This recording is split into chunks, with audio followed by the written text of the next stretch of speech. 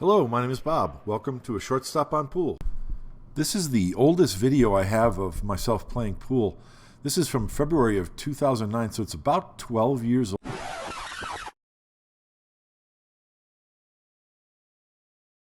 Yes, this video is about Efren's elbow. I'm going to get to that real soon. The video is also about stance and alignment, but Efren's elbow figures very importantly into it. We'll start with Efren's elbow, and we're going to come full circle, look at a lot of pros, and come back to Efren at the end of the video. So be patient with me. We're going to get to Efren's elbow in just a minute. After taking 10 years off from pool, I came back a little over a year and a half ago. On the right is what I look like playing pool now. And there's quite a few differences. I'm wearing glasses instead of contact lenses because the eyes won't focus with the contacts anymore. I'm wearing a glove. I've got an extension, a carbon fiber shaft, and I've been experimenting a lot with my stance and fundamentals. So it was quite a surprise when I looked at a recent video of myself playing and noticed that I had started to develop a chicken wing stroke. Not good. But this reminded me of Efren Reyes' elbow. Who remembers the Camel Pro Billiards Tour from the late 1990s? Well, when the Camel Tour came to Denver, I was front row center to see my idol, Efren Reyes, play 9-ball. And later on, when a bunch of us guys got together at the pool hall afterwards and talked about it, everyone was fascinated with Efren's style of play, his loosey-goosey stroke, and what it looked like as a laid-back elbow. Remembering Efren's elbow motivated me to kind of take a survey of past and present pros and see where their elbow is positioned, what their alignment is like, and it turns out also where their shoulder is positioned. There's a long laundry list of the components of a player's stance that we're not going to take a look at, but I think you'll find these pictures interesting. Excuse the fuzziness of some of these pictures, they're kind of old. This study is a little unscientific because of the issue of parallax, and that's the distortion of what we perceive as things being aligned due to the camera angle in relation to the cue stick. And Dr. Dave Elkiator has a couple of good videos on this subject. I'll put the links to those videos in the description if you're interested. Snooker players probably exemplify the most classic dead straight alignment to be found. There might not be a better example of this than Steve Davis, and you can see in this picture that his bridge hand, his cue stick, shoulder, elbow, and grip hand are all in a straight line. Now the camera isn't sighting exactly straight down the cue, but it's very close, and you can see that his cue stick is right underneath his chin and everything is in a straight line. Compare this to Efren's alignment, where everything is in a straight line except for his elbow, which is behind the line or laid back. Notice that Efren's cue is right under his eye, whereas Steve Davis's is under his chin. That's an eye alignment issue, and it's not the topic of this video. Both are very acceptable. No surprise either that the modern stars of snooker, Judd Trump and Ronnie O'Sullivan, are also perfectly aligned. And in this photo, it looks like Ronnie's elbow might be just a touch behind, but I think that's an issue of camera parallax. I've looked at plenty of pictures of Ronnie, and he's perfectly straight in line. There are exceptions in the snooker world, however. On the left, we see Ray Reardson, who has a chicken wing or underhanded kind of a stroke. And on the right, we see Joe Swale, who has a sidearm stroke, which is an extreme version of laying the elbow back. Both men were championship caliber snooker players and could definitely shoot straight.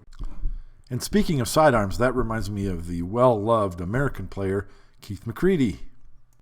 You can see here that while his head is over the cue, it looks like both of his shoulders, his left and right shoulder, are inside of the cue, and then you can see his elbow is even farther inside, which accounts for the sidearm appearance. But now compare Keith McCready to the stance of the great Ralph Greenleaf, and aren't they similar? But now let's compare Ralph Greenleaf to a young Willie Mosconi. Why does it seem that two of the best players in the history of the game are both shooting sidearm? That kind of surprised me about Willie Mosconi, but then when you compare to this image of a little bit older Willie, he's still in a sidearm stance. Here's a few more images of an older Willie Mosconi, which seem to confirm that he's still shooting with a sidearm. In this slow motion video clip of an older Willie Mosconi, we can see that his elbow is just a little bit inside of the alignment, and he twists his cue on the follow-through. Here Willie demonstrates shooting a long straight-in shot very hard in order to develop a straight stroke. You'll notice his elbow is closer to alignment and that he doesn't twist as much on the follow-through. Let's take a look at a few more examples of some well-known players. As best I can tell from these images, Mike Siegel and Buddy Hall both have their shooting arm, shoulder, and elbow in alignment with the cue stick. Earl Strickland looks to be in perfect alignment in both of these photos. Johnny Archer, on the other hand, looks aligned in the right image, but in the left image his elbow looks a little bit laid back, unless if this is some trick of parallax. In these images, John Schmidt and Shane Van Boning look to be aligned up very straight, while in these images, they look like their elbows laid back a little bit. I'll let you decide.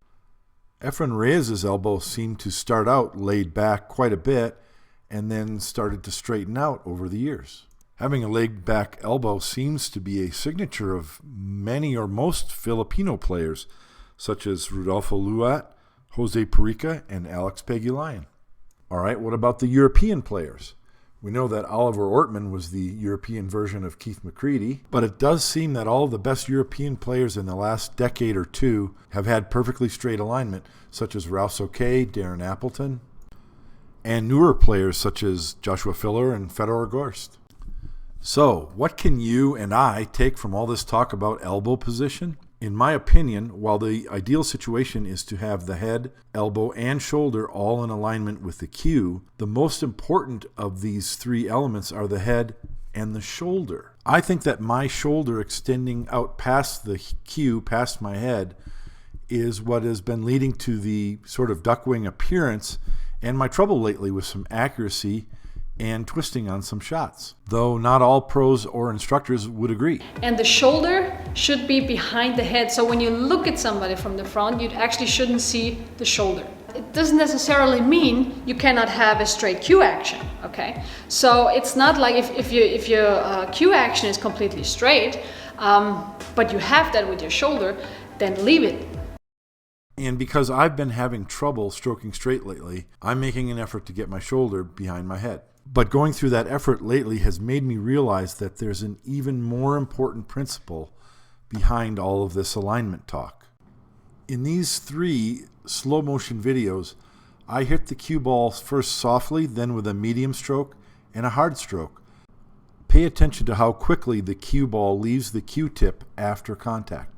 In this video, I'm purposely swinging my cue stick in a curved path behind my back, and yet I'm still able to pocket the ball. And in the second shot, I'm able to actually draw the cue ball straight back, even though my cue is swinging in a curved path.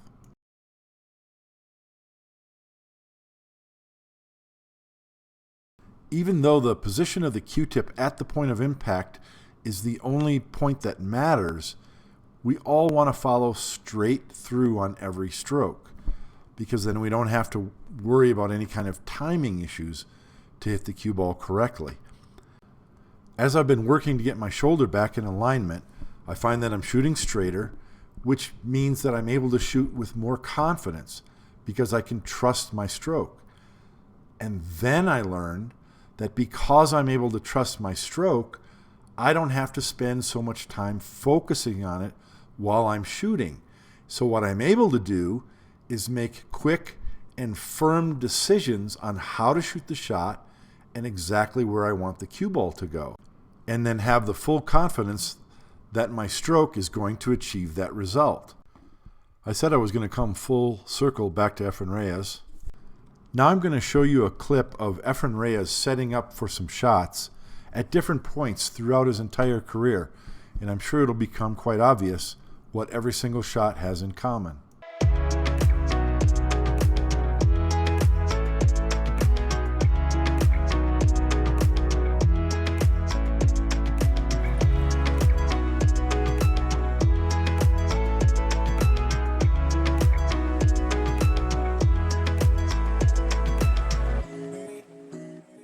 Let's watch again. It's much more than the fact that Efren brings his cue down onto the shot line. Look at his eyes. Efren has visualized the entire shot, the path of the object ball and the cue ball. And that quick stroke of the shaft before he gets down is the acknowledgement that he sees the entire shot and he's ready to shoot, and he's going to trust his stroke to accomplish what he's decided to do. Efren's elbow is not as important as the fact that his shoulder is in line with the shot and that he has a clear intent before he begins to shoot.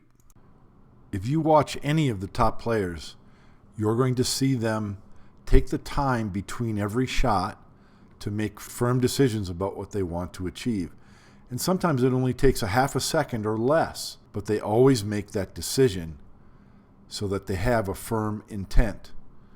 Their stroke is so well rehearsed that it doesn't matter if they're shooting with a chicken wing or sidearm, laid back elbow, or perfectly in line. They know that they're going to stroke the ball straight, and it's going to happen unconsciously, so all of their conscious attention can be focused on their intent. It can take 2 to 4 weeks for changes to become a habit, both physical changes to your stance or your setup and mental changes where you're trying to establish more of an intent between shots. I'll keep you up to date on my progress as I continue to strive for my first 200 ball run in straight pool. Keep in touch with me on YouTube and on Facebook, and I'm interested in hearing some comments in the comments section about changes that you might have made and how long it took to make it a habit and how that went for you. I hope you enjoyed this video and found it useful.